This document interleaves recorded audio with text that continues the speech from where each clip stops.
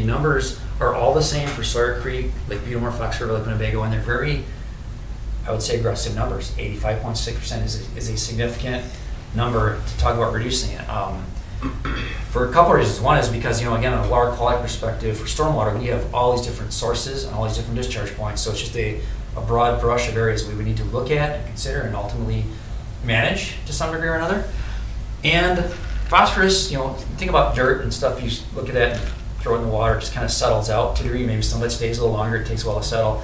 The difference between nutrients and phosphorus in particular, like nitrogen, there is a dissolved portion. So there's a part of that just stays in the water column and doesn't settle out very well. So when we see some of the different stormwater practices and talk about, what can we do to get this out of the water, phosphorus and nutrients in general are just a little tougher because there's certainly some of it that is particulate, that clings to solids even, that'll settle out, but a number of that, a good portion of that will just stay in the water column and go right through a lot of the practices. So nutrients are just a little harder to get out.